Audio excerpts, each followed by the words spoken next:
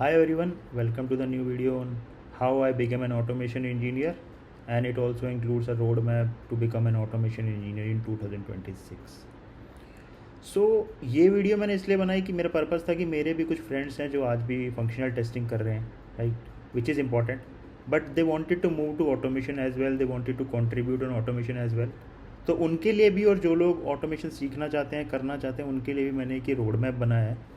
Going further मैं और भी वीडियोस बनाऊंगा to learn on the framework part, but this is majorly includes the road map. तो हम इसमें ये सीखेंगे कि आपको कैसे स्टार्ट करना है, क्या रिसोर्सेज अवेलेबल है इंटरनेट पे जिससे आप सीख सकते हो, और कैसे आपको प्रोसीड करना है धीरे धीरे, राइट। और अगर मैं अपनी स्टोरी की बात करूं तो मेरे को ओवरऑल 10 साल का एक्सपीरियंस है। और जब मैंने ज्वाइन किया था कॉरपोरेट तो मेरी ट्रेनिंग हुई थी जावा में। उसके अलावा एक और ट्रेनिंग हुई थी which is on different module.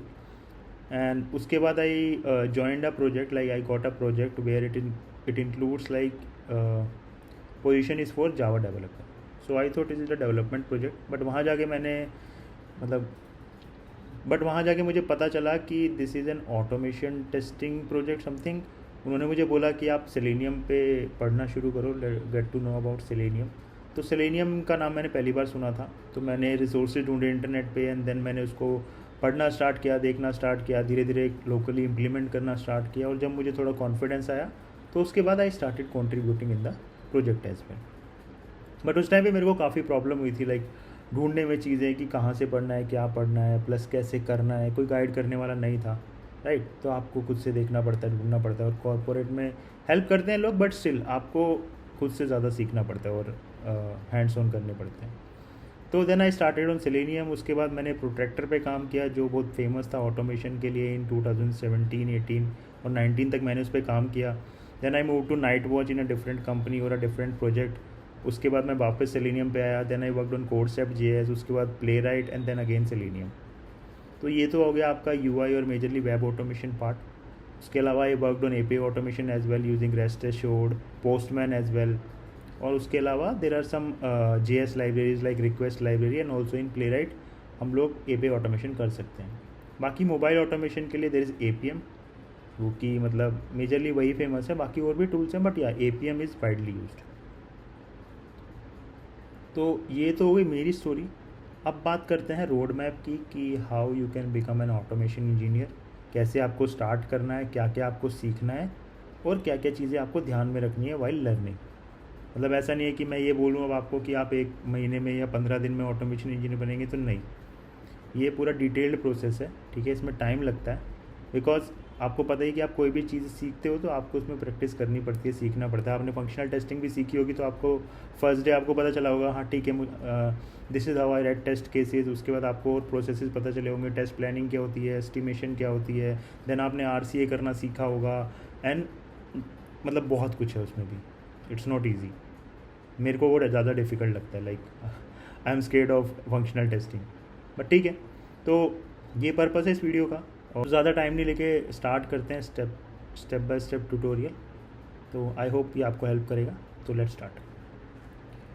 तो ये मैं आपको सिखाने वाला हूँ with the help of a notepad. Notepad पे एक्चुअली हमको ज़्यादा समझ आता है ना, as compare to PPT. PPT में बोरिंग लगती है यार, पीपीटी में नींद आती है, सही बताऊँ, ठीक है। तो स्टार्ट करते हैं। तो पहला जो स्टेप 1 है आपका, वो है फोकस ऑन फंडामेंटल्स। अब फंडामेंटल से मेरा क्या मतलब है कि डायरेक्टली स्टार्ट करने की बजाय आपको पहले फंडामेंटल सीखने हैं। और फंडामेंटल क्या होगा कि अगर आप ऑटोमेशन कर रहे हैं, ऑटोमेशन क्या होता है कि कोई भी काम जो आप मैनुअली कर रहे थे वो किसी स्क्रिप्ट के थ्रू कर दे। मतलब ऑटोमेशन हर इंडस्ट्री में यूज़ होता है। जैसे फॉर एग्जांपल अगर हम एक आइसक्रीम फैक्ट्री की बात करें तो वहाँ पे मशीनें लगी हुई हैं जिसमें आप बस लिक्विड डालते हो, एंड देन ओवरऑल प्रोसेस उस मशीन के थ्रू होता है, और एंड में आपको डायरेक्ट पैक्ड आइसक्रीम मिलती है जिसको आपको फ्रीज़ करना पड़ता है। मतलब फ्रीज होती है, बट हाँ फ्रीज में रखना पड़ता है, नहीं तो वो पिघल जाएगी, राइट। सिमिलरली अगर मैं कोडिंग की बात करूँ तो इसमें आपका क्या है कि आप जो भी टास्क मैनुअल करते हैं, जैसे आप लॉगिन कर रहे हैं एग्जाम्पल, ठीक है, तो आप वो मैनुअली लॉगिन पासवर्ड डाल रहे हैं। अब आपको क्या करना है, वो चीज़ें पास करनी है एक स्क्रिप्ट में, और वो स्क्रिप्ट क्या करेगी, उसको एग्जीक्यूट कर देगी विद सिंगल बटन। लाइक आपने एग्जीक्यूट पे क्लिक किया या आपने रन किया, वो फंक्शन और वो चल गया। तो सिमिलरली अब अगर हम ऑटोमेशन की बात करें with respect to this coding और टेस्टिंग, तो उसमें सबसे पहले क्या आएगा? अगर आपको स्क्रिप्ट लिखनी है तो क्या चाहिए? अगर आपको स्क्रिप्ट लिखनी है तो आपको चाहिए लैंग्वेज, ठीक है, जो कि आपने कॉलेज में तो पढ़ी ही होगी, कोई ना कोई लैंग्वेज तो आपने पढ़ी होगी। सी तो सभी जगह पढ़ाते हैं, ठीक है, बट इसमें हम सी यूज़ नहीं करते, मैं आपको बता दूँ, ठीक है। तो आपको एक लैंग्वेज मास्टर करनी है which is the fundamental. So either it is Java, ठीक है, टाइप स्क्रिप्ट और जावा स्क्रिप्ट, ठीक है, और पाइथन, डॉट नेट एक्सेट्रा, ठीक है। मेजरली तो यही लैंग्वेज यूज़ होती है, ठीक है, मेजरली यूज, बट और भी लैंग्वेजेज हैं जो आपको पता होंगी। तो अगर आप इसमें से किसी भी लैंग्वेज में थोड़ा बहुत कंफर्टेबल हैं, आपने काम किया है या एटलीस्ट आपने पढ़ी है वो, तो आप वो लैंग्वेज पिक करो अकॉर्डिंग टू मी। जैसे फॉर एग्जांपल मैंने जावा पढ़ी है, ठीक है, मैंने कॉलेज में जावा पढ़ी, उसके बाद मुझे ट्रेनिंग भी जावा में हुई, तो मैं जावा में ज़्यादा कंफर्टेबल हूँ, राइट। तो आप जावा के साथ स्टार्ट कीजिए, ठीक है। अब अगर आपको किसी भी लैंग्वेज में कोई एक्सपीरियंस नहीं है, ठीक है, आप पूरे न्यू हैं एक लैंग्वेज में, आपको फंक्शनल आता है बट आपने स्क्रिप्टिंग वगैरह कुछ नहीं किया है, तो आई वुड सजेस्ट कि आप पाइथन से शुरू करो। क्यों? क्योंकि Python is easy, Python is to the point. Let's say for example Java में जो फंक्शन होते हैं वो आपको ऐसे थोड़ा याद करना पड़ेगा, उनके नेमिंग कन्वेंशन होती है, नेमिंग कन्वेंशन इसमें भी होती है, बट नेमिंग कन्वेंशन जैसे for example system dot out print के लिए होगा और बाकी सब। बट पाइथन में क्या होता है ना, पाइथन में जो नेमिंग कन्वेंशन भी होती है ना वो थोड़ी ईजी होती है, वो डायरेक्ट होती है, ठीक है। तो आपको जैसे अब मेरे को अगर प्रिंट करना है, ठीक है, मेरे को हेलो प्रिंट करना है, अब मैं अगर जावा में वो करूँगा ना, तो मैं जावा में लिखूँगा system dot out dot println and then hello, ठीक है। बट वहीं अगर मुझे पाइथन में लिखना है, मैं लिखूँगा प्रिंट हेलो, ठीक है। उसमें हम कॉलन वगैरह यूज़ नहीं करते, वो बाकी बात की बात है, ठीक है। तो अब कौन सा ईजी है? ऑब्वियसली ये है ना। तो इसलिए मैं आपको बोल रहा हूँ कि अगर आपने कभी कोडिंग नहीं सीखी है, ठीक है, तो आप प्रेफर करो पाइथन को, ठीक है, और उसी से शुरू करो, ठीक है। रिसोर्सेज मैं आपको एंड में बताऊंगा सब जगह के, और मैं ट्राई करूँगा कि मैं आपको एक लिंक दे दूँ, ठीक है, एक काइंड ऑफ चीट शीट या PDF जिसमें मैं सारे लिंक अटैच कर दूँगा और वहाँ से आप सीख सकते हो। बाकी वैसे अगर आपको सीखना हो तो मतलब मैं अपने एंड से आपको लिंक शेयर करूँगा, बट आप को जिस लैंग्वेज में समझ आए या जो आपको बेटर लगे, आप यूट्यूब पे भी ढूंढ सकते हो ट्यूटोरियल वगैरह, तो हिंदी में इंग्लिश में आपको सब अवेलेबल होता है। तो ठीक है, अब मैंने जैसे बोला कि फोकस ऑन फंडामेंटल, ठीक है, क्यों? क्योंकि ये बिल्कुल बेस है। आपको लैंग्वेज नहीं आएगी तो आप किसी टूल पे काम नहीं कर पाओगे, राइट। जैसे अगर हमारे जो टूल होते हैं वो कोई ना कोई लैंग्वेज सपोर्ट करते हैं, ठीक है, उस लैंग्वेज की हेल्प से हम उस टूल को इंक्लूड करके, टूल बोल लो या फ्रेमवर्क बोल लो, ठीक है, उसको यूज़ करते हैं और दोनों को इंटीग्रेट करके हम अपना प्रोसेस करते हैं। तो language is the very first part, और I would say fundamentals are very important, ठीक है। अब आपने फंडामेंटल सीख लिए, ठीक है, तो फंडामेंटल सीखने के लिए प्रोसेस क्या होता है, मैं आपको थोड़ा बेसिक बता रहा हूँ, मैं कोडिंग नहीं सिखा रहा हूँ आपको, ठीक है, मैं भी सिंपल बता रहा हूँ कि जब आप फंडामेंटल सीखो, ठीक है, तो पहले आप उसमें सीखोगे सिंटैक्स, ठीक है, रूल्स, ठीक है, लूप्स होते हैं उसमें, इफ़ एल्स, ठीक है, उसके बाद आप ऊप्स कॉन्सेप्ट सीखोगे, ऑब्जेक्ट ओरिएंटेड प्रोग्रामिंग, ठीक है, उसके बाद आप मतलब एडवांस में जाओगे, मतलब उसकी वजह से नीड नहीं होती है। जैसे अगर आप ऑटोमेशन करते हो ना, तो आपको मेजरली ये चीज़ें इनफ होती हैं, ठीक है। तो अब साथ साथ आपको क्या करना है, आपको सिर्फ सीखना नहीं है, आपको साथ साथ प्रैक्टिस करनी है, ठीक है, ठीक है, प्रैक्टिस ज़रूरी है, मतलब आप प्रैक्टिस इज़ इम्पोर्टेंट। तो अगर आप कोई भी कॉन्सेप्ट सीखोगे ना, तो आपको क्या करना है, उसको इम्प्लीमेंट करके ज़रूर देखना है, तभी आपकी वो प्रैक्टिस हो पाएगी, ठीक है। तो पहली चीज़ है क्या, फोकस ऑन फंडामेंटल। कोई भी एक लैंग्वेज पिक करो, अगर आपने कभी लैंग्वेज या कभी भी कोडिंग नहीं करी है तो आई वुड सजेस्ट कि आप पाइथन करो, नहीं तो आप जिस भी लैंग्वेज में कंफर्टेबल हो उसको और ब्रशअप करो और उसको थोड़ा अपने कोर लेवल पे स्ट्रॉन्ग करो, ठीक है। तो वैसे तो मैं ये 4 लैंग्वेजेस सजेस्ट करूँगा, मतलब इसके अलावा तो जैसे वो बहुत पुरानी लैंग्वेज होती हैं, पास्कल, कोबोल एक्सेट्रा, C++ में कुछ फ्रेमवर्क सपोर्ट करते हैं बट मोस्टली नहीं करते, तो आई वुड से अवॉइड दीज। और इनमें से ही कुछ आप सीख सकते हो, ठीक है। तो ये हो गया आपका स्टेप 1। अब बात करते हैं स्टेप 2, सेलेक्ट अ फ्रेमवर्क और tool and then go beyond Selenium. तो एक एक करके दोनों की बात करेंगे। तो अब मेरा मतलब यहाँ पे क्या है कि सेलेक्ट अ फ्रेमवर्क, अब आपने एक लैंग्वेज सीख ली, राइट। तो लैंग्वेज क्या करती है, लैंग्वेज आपने स्क्रिप्ट लिखना सीख लिया, ठीक है। बट अब क्या होता है कि देयर आर पर्टिकुलर टूल्स और frameworks which helps to interact with the web, web या मोबाइल आप कुछ भी बोल सकते हो, ठीक है। तो उसके लिए क्या होता है, उसके लिए जो बहुत पॉपुलर एग्जांपल है और आई थिंक आपने नाम सुना ही सुना होगा, विच इज़ सेलेनियम, ठीक है। Which helps to which which help us to integrate और इंटरेक्ट विद द वेब और यूआई आई वुड से, ठीक है। ये कैसे करता है, क्या करता है, ये मैं सेपरेट वीडियो बनाऊंगा इसके लिए कि सेलेनियम कैसे काम करता है, प्लेराइट कैसे काम करता है। अभी मैं सिर्फ आपको एक रोड मैप बता रहा हूँ, ठीक है। तो अब आपको क्या करना है, आपको एक फ्रेमवर्क सीखना है, ठीक है। अब मैं फ्रेमवर्क के कुछ एग्जांपल देता हूँ। जो मोस्ट पॉपुलर तो आपको पता ही है सेलेनियम, और आजकल जो पॉपुलर हो रहा है और काफ़ी नाम है दैट इज़ प्लेराइट। बाकी उसके अलावा जैसे बहुत सारे होते हैं, प्रोट्रैक्टर होता है, ठीक है। और आपका नाइट वॉच था, ये मोस्टली बंद हो गया है। अब सबसे ज़्यादा पॉपुलर आपका इस टाइम पे प्लेराइट है आफ्टर सेलेनियम। एंड आजकल आप साइप्रस का नाम भी सुन रहे होंगे। तो ये सारे क्या होते हैं, ये सारे वेब के होते हैं, ठीक है। ऐसे सिमिलरली मोबाइल के लिए होता है हमारा APM,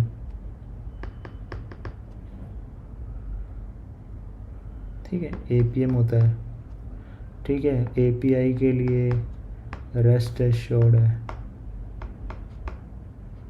ठीक है। और भी है, मतलब रिक्वेस्ट लाइब्रेरी होती है हमारी, वो शायद अब बंद हो गई है, ठीक है। उसके अलावा प्लेराइट में भी हम कर सकते हैं, ठीक है। आई थिंक HTTP करके कोई लाइब्रेरी है, आई एम नॉट श्योर, मैं एक बार कन्फर्म कर लूँगा, ठीक है। तो ये फ्रेमवर्क होते हैं। अब ये हेल्प क्या करते हैं कि ये मेरा लैंग्वेज है, ठीक है, साथ में मेरा एक फ्रेमवर्क आ गया, ठीक है। तो ये फिर क्या करता है, इंटरेक्ट करता है हमारे इंटरेक्शन विद एप्लीकेशन, ठीक है।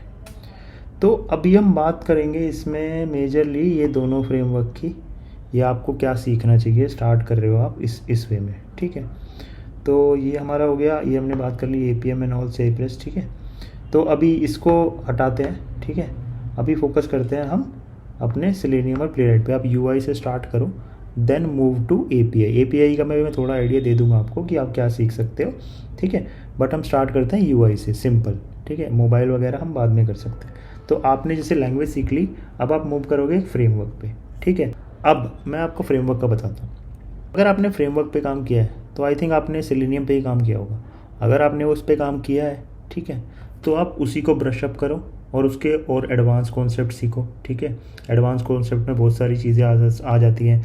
आपका एक्सेल रीड करना, स्क्रीनशॉट लेना, वीडियो सेव करना, और बाकी इंटरेक्शन कैप्चा आई थिंक अभी भी उसमें कवर नहीं होता है, बट ठीक है, बाकी सारे कॉन्सेप्ट आपको आने चाहिए, राइट। बट अगर आपने कुछ भी नहीं किया है, मतलब आपने कभी ऑटोमेशन देखा ही नहीं है, ऑटोमेशन किया ही नहीं है, स्क्रिप्ट लिखी ही नहीं है, तो उस केस में मैं आपको प्रेफर करूँगा कि आप सीखो प्लेराइट, ठीक है। ये भी जो मैंने आपको लैंग्वेज बताई है ना, वो सारी सपोर्ट करता है, .NET और C#, ठीक है, C# या फिर जावा, कुछ इशू आ रहा है, जावा और आपकी पाइथन, ठीक है, और आपका क्या रह गया, JS और टाइपस्क्रिप्ट। तो ये आप कर सकते हो। अब मैं आपको प्लेराइट क्यों सीखने को बोल रहा हूँ इंस्टीड ऑफ सेलेनियम, उसके बहुत सारे रीज़न है, ठीक है, कि Y playwright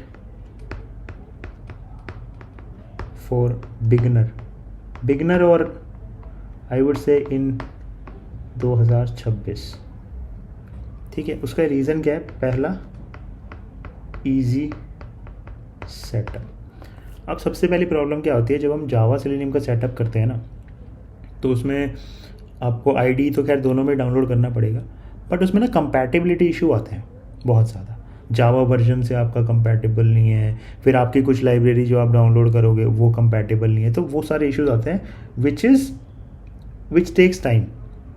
but in case of Playwright आपको ज़्यादा इश्यूज नहीं आते हैं, right, as compare to other. Second, easy to understand.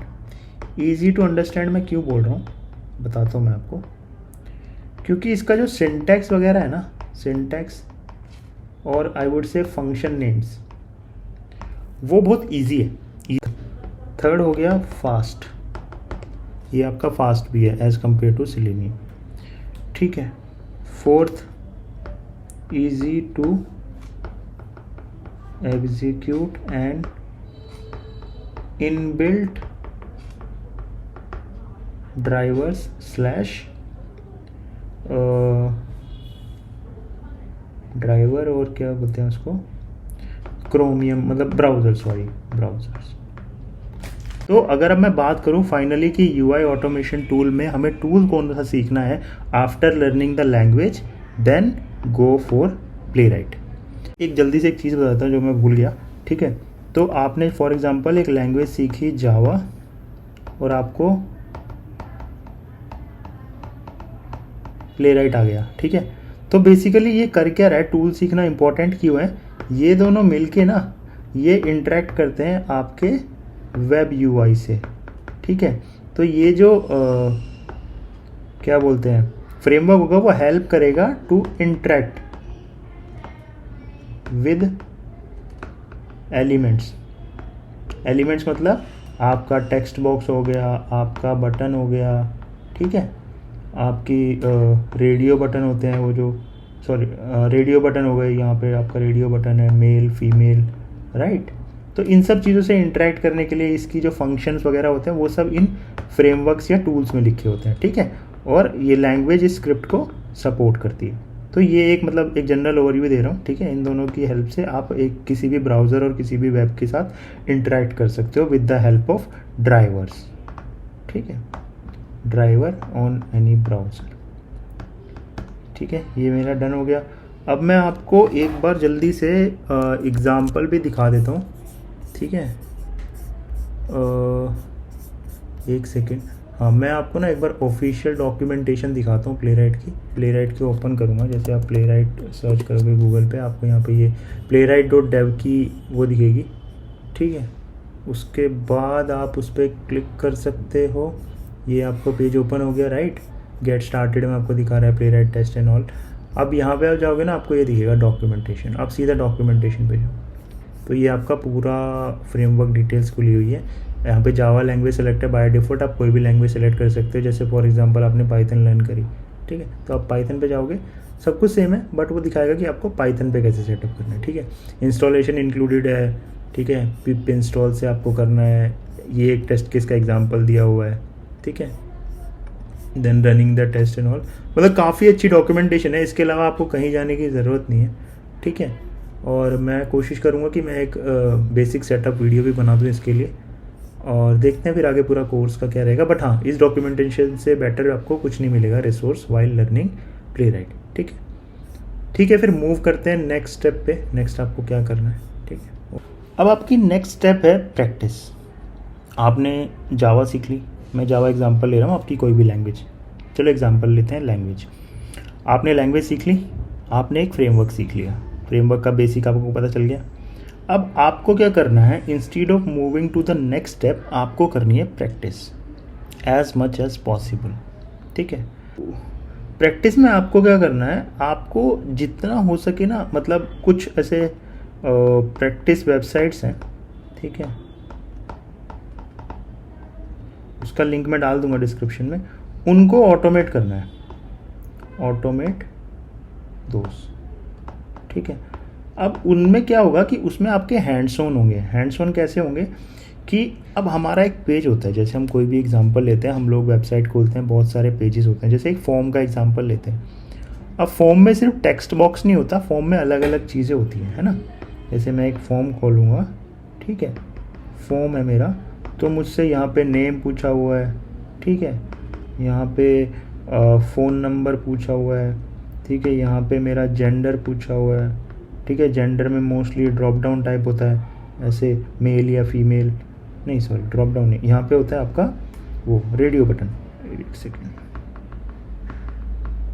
हाँ जेंडर पूछा हुआ है, जेंडर में होता है आपका रेडियो बटन, मेल फीमेल, ठीक है।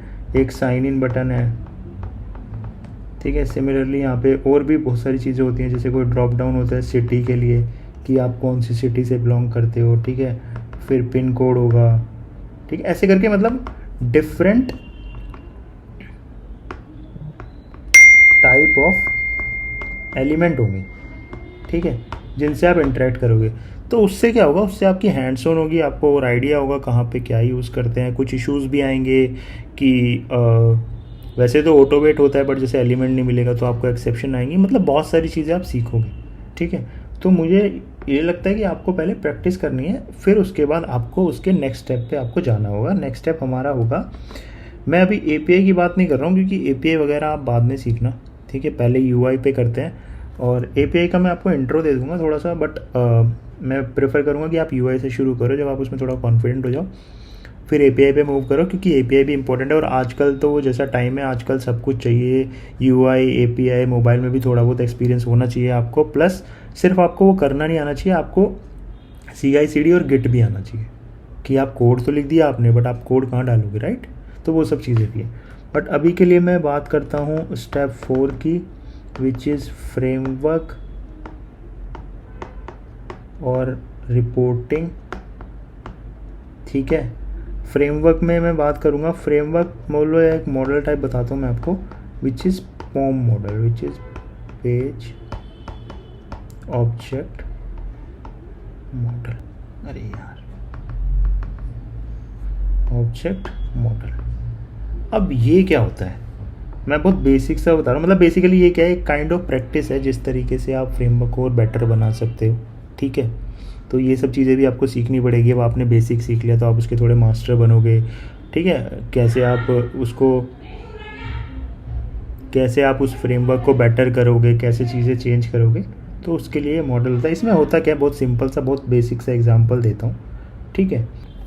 तो पेज अपडेट मॉडल में क्या होता है कि जैसे फॉर एग्जांपल हम फ़ोन में एग्जांपल लेते हैं, फ़ोन में हमारी एक कॉन्टैक्ट लिस्ट होती है, ठीक है, वहाँ पे हमने सारे नंबर सेव किए हुए हैं, ठीक है। तो नंबर सेव किए हुए हैं, तो अब मैंने क्या किया कि अगर मेरा दोस्त का किसी का नंबर चेंज हुआ तो मैं गया, नेम ढूंढा, नेम से सर्च करा और उसको फिर मैंने अपडेट मार दिया, बस मैंने एक सिंगल जगह पे अपडेट कर दिया, वो हो गया, ठीक है। अब आप नंबर अलग अलग जगह तो नहीं रखते हो, नंबर रखने की जगह कॉन्टैक्ट लिस्ट, वहाँ पे आपका नंबर है, नाम से सेव है, आपने उसको अपडेट कर दिया, ठीक है। अब पेज अपडेट मॉडल में क्या होता है कि जैसे एग्जांपल लेते हैं लॉगिन पेज का, ठीक है, एक लॉगिन पेज है, user name password, user, sorry for मेरी हैंड राइटिंग, ठीक है, पासवर्ड। अब मान लो कि पासवर्ड हो गया चेंज और इसके मेरे पास हैं 100 सिनेरियो बोल सकते हैं हम इसको, या फिर टेस्ट केस है जो रन हो रहे हैं इस पर, ठीक है। अब मेरे को क्या करना पड़ेगा, अब आप अलग अलग तो लिखोगे नहीं, इंडिविजुअली, ठीक है। ये एक लॉगिन पेज है, तो हम क्या करते हैं, हम एक प्रैक्टिस करते हैं क्या कि हर एक पेज की एक क्लास बनाते हैं, ठीक है। तो अब जैसे मैं एग्जांपल लेता हूँ कि मेरे पास एक होम पेज है, एक लॉगिन पेज है, एक कॉन्टैक्ट अस पेज है, ये 3 पेजेस हैं, ठीक है। अब पहला सिनेरियो क्या है कि मैंने क्या करा हुआ है, मैंने पासवर्ड ना हर जगह पे पास किया हुआ है, हर जगह जहाँ मैं लॉगिन कॉल कर रहा हूँ वहाँ पे मैं पासवर्ड पास कर रहा हूँ।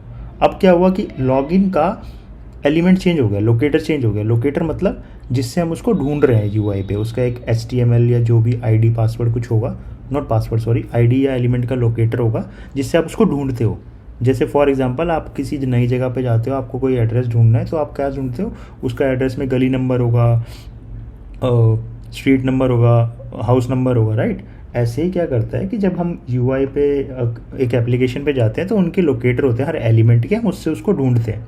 अब मान लो वो चेंज हो गया, अब चेंज हुआ तो अगर आपने उसको 100 जगह पे लिखा होगा अलग अलग, तो आप 100 जगह जाओगे, हर जगह जाओगे, उसको अपडेट करोगे कि अब लॉगिन का ये चेंज हो गया, चेंज हो गया, चेंज हो गया। इंस्टीड ऑफ दैट हम क्या करते हैं कि हमारे पेज के एक क्लास फाइल बनाते हैं, ठीक है, क्लास फाइल, और उसी फाइल में ना उसके सारे एलिमेंट्स और मेथड्स बनाते हैं, ठीक है। तो अब क्या होगा, अगर मान लो मेरा लॉगिन का एक फंक्शन बना हुआ है मेरी लॉगिन पेज वाली क्लास में, तो जब मेरा लोकेटर चेंज हुआ, तो लोकेटर चेंज होने में मैंने क्या किया, मैं सीधा गया लॉगिन पेज वाली क्लास में, ठीक है। वहाँ पे एक लोकेटर था लॉगिन का, वहाँ पे उसको मैंने अपडेट किया। अब जब मेरा वो लॉगिन वाला फंक्शन कॉल होगा तो वो सही चलेगा, मेरे को 1000 जगह अपडेट करने की ज़रूरत नहीं है, 100 जगह अपडेट करने की ज़रूरत नहीं है।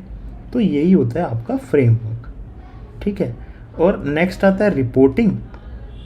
तो रिपोर्टिंग सिलेनियम में बाय डिफ़ॉल्ट नहीं होती है, ठीक है, बट प्लेराइट में बाय डिफ़ॉल्ट रिपोर्टिंग होती है। प्लेरिबोट हैज़ बाय डिफ़ॉल्ट रिपोर्टिंग, ठीक है। रिपोर्टिंग बेसिकली क्या होती है, रिपोर्टिंग में आपको डेटा मिलता है। जैसे मैंने क्या करा, मैंने 100 टेस्ट केस रन करे, ठीक है, उसमें से 91 पास हो गए और 9 फेल हो गए, ठीक है। तो एक ना सुंदर सी रिपोर्ट बन के आती है जिसमें आपका सब कुछ होता है, पास, ठीक है, फेल, ठीक है। उसमें अगर आप चाहो तो स्क्रीनशॉट भी लगा सकते हो। स्क्रीनशॉट में क्या होता है कि जहाँ पे भी वो फेल होता है ना, मान लो आपके किसी भी स्टेप पे फेल हुआ तो उस पर्टिकुलर पेज का स्क्रीनशॉट आता है जो आपको हेल्प करता है डिबगिंग में कि भाई मेरा पेज क्यों फेल हो रहा है, क्यों मेरा टेस्ट केस फेल हो रहा है, ठीक है। तो ये एक रिपोर्टिंग होती है। बाकी इसके अलावा आप एक्सटर्नल रिपोर्ट्स भी इंटीग्रेट कर सकते हैं, एल्योर रिपोर्ट वगैरह होती है, ठीक है, ये आप कर सकते हो। तो ये फिर होगी रिपोर्टिंग। तो अब हमने क्या क्या सीख लिया कि अब हमें पता है कि हमें पहले लैंग्वेज सीखनी है, फिर फ्रेमवर्क सीखना है, फिर उसको थोड़ा प्रैक्टिस करना है, फिर हमें उसकी फ्रेमवर्क मतलब फ्रेमवर्क या प्रैक्टिस या मॉडल अप्लाई करना है, जैसे पेज ऑब्जेक्ट मॉडल, और उसके बाद रिपोर्टिंग वगैरह थोड़ी सीखनी है ताकि आप रिप्रेजेंट कर पाओ, ठीक है। तो इस स्टेज पे आप थोड़ा बहुत कंट्रीब्यूट कर सकते हो अपने प्रोजेक्ट में, बट आई वुड सजेस्ट कि अगर आपको एकदम फुल फ्लेज ऑटोमेशन की ओर बनना है ना, तो आपको अब नेक्स्ट स्टेप पे जाके क्या सीखना पड़ेगा। ये आई थिंक स्टेप हमारा 5 है ना, नहीं 4 है, चलो जो भी है, ठीक है। अब हमारा होगा गिट एंड CI/CD। गिट क्या है, अब गिट का एग्जांपल लेते हैं आपके सिंपल एग्जांपल से। जैसे कि आप एक्सेल में टेस्ट केसेस लिखते हो, ठीक है, वो आपके लोकल पे है, आपकी लोकल मशीन पे है, उनको शेयर करने के लिए हम क्या करते हैं, हम शेयर पॉइंट पे डालते हैं जहाँ से सबको एक्सेस है। सिमिलरली कोड का क्या होता है, कोड जब आपका डन हो गया, जैसे आप किसी पर्टिकुलर स्टोरी पे काम कर रहे हो, आपके टेस्ट केसेस ऑटोमेट हो गए, अब आपको उनको कहीं पे तो डालना होगा, राइट। आप लोकल पे तो नहीं रख सकते ना, तभी तो वो रन होंगे। तो उसी के लिए होता है गिट। गिट एक प्लेस है जहाँ पे सारा कोड रहता है, ठीक है। तो उसके लिए आपको गिट के बेसिक आने चाहिए, ठीक है।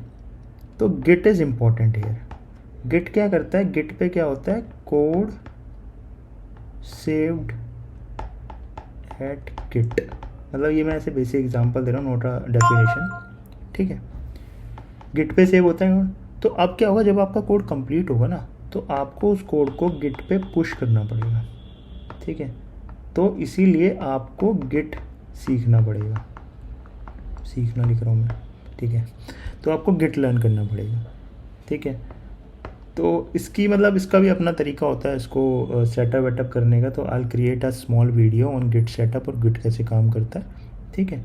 तो ये अब आपका उसका हेल्प करेगा। अब एक और चीज़ आती है CI/CD। अब इसमें क्या होता है कि जैसे फॉर एग्ज़ाम्पल अब क्या हुआ कि आपने टेस्ट केस लिखा, लोकल पे रन किया, और वो बढ़िया सही सब सही चल रहा है उसमें, ठीक है, आपने उसको गिट पे डाल दिया, ठीक है। अब अगर आपके यहाँ पे ऑटोमेशन सूट डेली रन होता है, ऐसा कुछ सिस्टम है आपकी ऑर्गेनाइजेशन में, तो उसमें क्या होगा कि आपके देखा होगा आपको शायद रिपोर्ट्स वगैरह शेयर होती होंगी daily, automation report and all. तो अब वो रिपोर्ट कहाँ से आती है, तो जैसे आपने कोड पुश किया, आपने 10 टेस्ट केस पे काम किया, पहले से आपके फ्रेमवर्क में कुछ और टेस्ट केस पड़े हुए थे, लाइक फॉर एग्जांपल 80-90 लेते हैं एग्जांपल, ठीक है, 10 आपने लगाया, 100 टेस्ट केस हो गए। अब वो 100 टेस्ट केस रन कहाँ होंगे, मतलब उनकी रिपोर्ट कैसे आएगी? तो उसके लिए यहाँ पे CI/CD काम आता है, मतलब जिसमें आपने शायद नाम सुने होंगे टूल्स के, लाइक जेनकिन्स, आजकल काफ़ी यूज़ हो रहे हैं, गिटहब एक्शंस, है ना, ये सब चीज़ें यूज़ होती हैं रन करने के लिए। यहाँ पे क्या होता है, यहाँ पे सारा कोड पड़ा होता है, उसकी हम एक जॉब बनाते हैं, उसको शेड्यूल करते हैं, ठीक है, और वो फिर रन होता है डेली। तो इसके लिए आपको जेनकिन्स और गिटहब एक्शंस में से कुछ आना चाहिए ताकि आप उसको सर्वर पे रन कर पाओ, ठीक है। सो बेसिकली यहाँ पे क्या होता है कि अब आपके लोकल पे कोड था, आपने उसको रन किया, आपकी एक मशीन है उस पर वो रन हो गया, ठीक है, आपने उसको पुश किया गिट पे, वो एक जगह पे सेव हो गया। अब आपने क्या किया, आपने एक जॉब बनाई, जेनकिन्स और गिटहब एक्शंस की एक जॉब बनाई, उसमें वो अपने कुछ स्टेप डाले, सिंपल स्टेप में अगर मैं आपको बताऊं, आपने उसमें स्टेप डाले, क्या करना है कि गिट पे जाना है, गिट से कोड लेके आना है कि भाई मुझे कोड दे दो कि कोड क्या है, क्या मुझे रन करना है। कोड ले लिया वहाँ से, उसको सेव किया है एक लोकल मशीन पे, लोकल मशीन मतलब सर्वर, जैसे वर्चुअल सर्वर वगैरह होते हैं, ठीक है। तो उस पर उसने उस सर्वर पे सेटअप किया, उस सर्वर पे आपका कोड लिया, ठीक है, उसको वहाँ पे रन किया। रन करने के बाद एक जो रिपोर्ट जनरेट हुई, जो आपके लोकल पे भी जनरेट होती है, उसको आपको शेयर कर दिया, या उसका आपको लिंक दे दिया कि यहाँ से उसको आप डाउनलोड कर लो, and then you can share it with the stakeholder और टीम। मतलब ये प्रोसेस भी ऑटोमेट हो जाता है, लाइक मेलिंग वाला प्रोसेस भी, सब कुछ ऑटोमेटेबल है आजकल। बट हाँ, ये एक प्रोसेस होता है और यहीं पर आपका CI/CD काम आता है, ठीक है। तो अब ये हमारा बेसिकली पूरा प्रोसेस हो गया। तो हमने क्या करा, हमने, यार मेरी लैंग्वेज, सॉरी, मतलब मेरी हैंड राइटिंग, हमने क्या किया, हमने सीखे फंडामेंटल, जिसमें आ गई हमारी लैंग्वेज, ठीक है। उसके बाद हम गए फ्रेमवर्क और टूल पे, जिसमें अभी हम पढ़ेंगे प्लेराइट एज अ बिगिनर, ठीक है। उसके बाद मैं सीखूँगा रिपोर्टिंग और फ्रेमवर्क टाइप,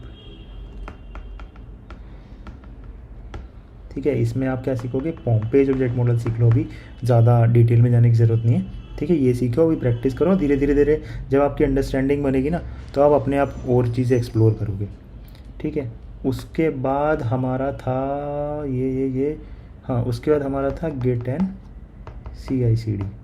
आई थिंक मैं सही जा रहा हूँ, मैं कुछ मिस नहीं कर रहा हूँ।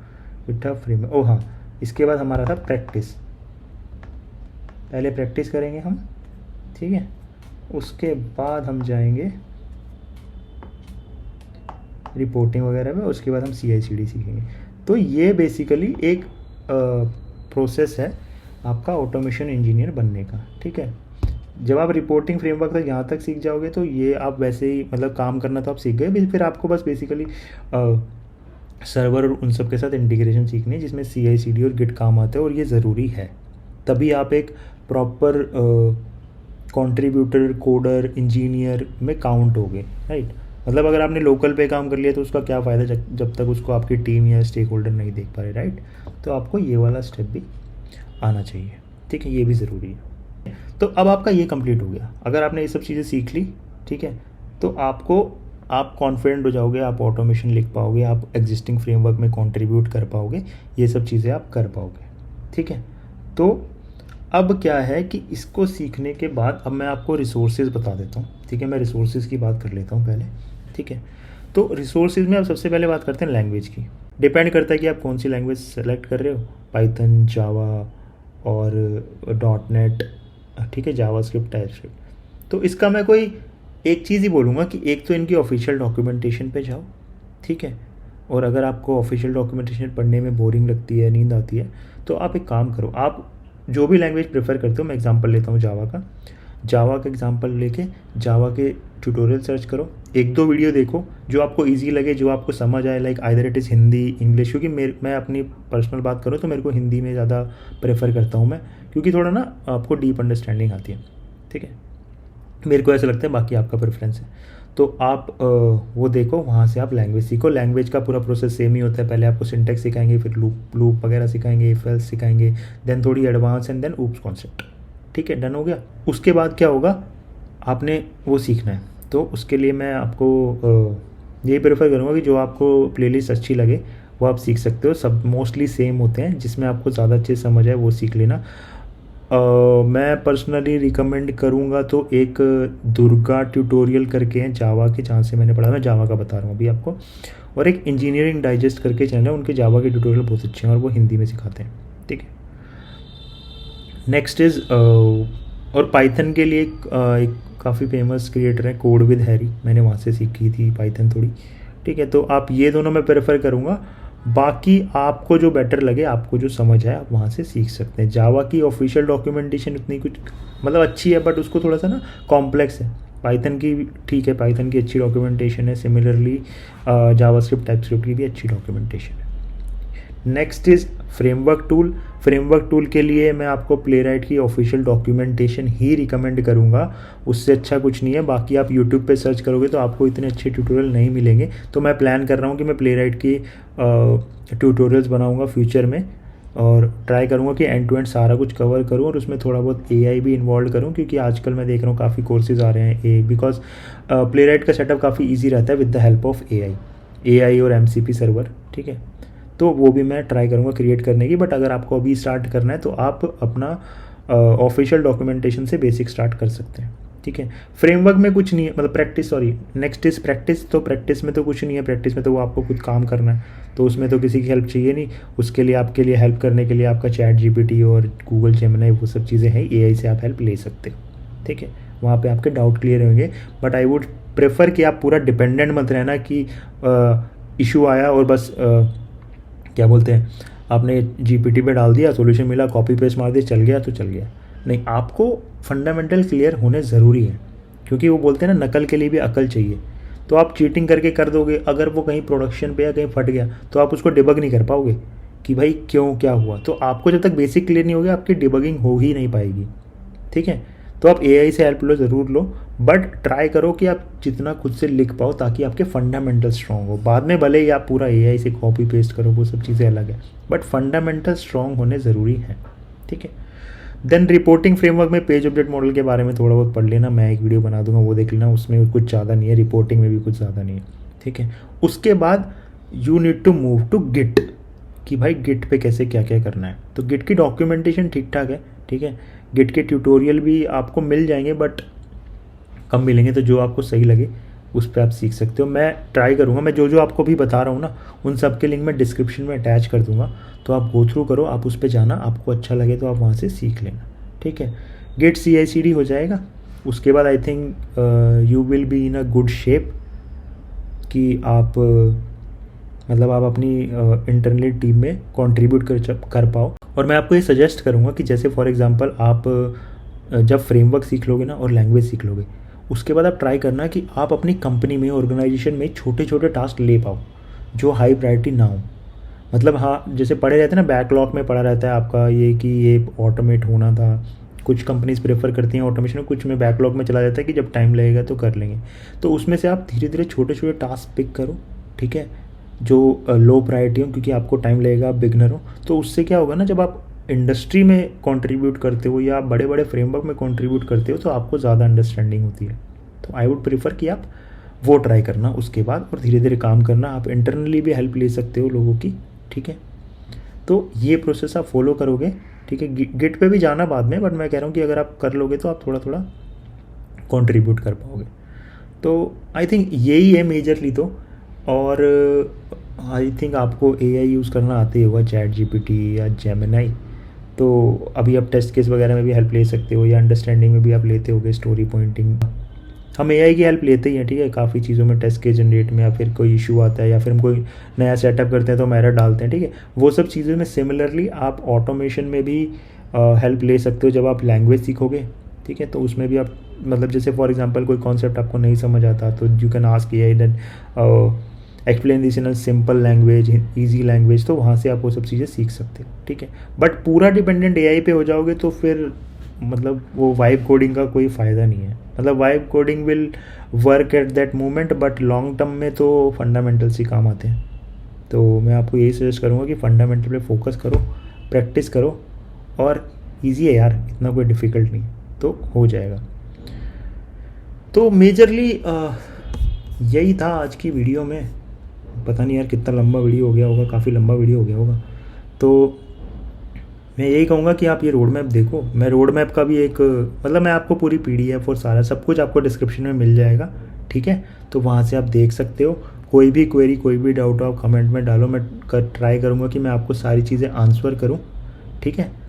और बस ये, बाकी आप बताओ आपको कि टॉपिक पे वीडियो चाहिए या कुछ ऐसी चीज़ जहाँ पे आप इंडस्ट्री लेवल पे फंसते हो या जहाँ पे आपको प्रॉब्लम्स आती है, तो मैं ट्राई करूँगा कि मैं उस बारे में भी थोड़ा बात करूँ। और पढ़ाई तो चलती रहेगी, ठीक है फिर, चलो, ओके, थैंक यू।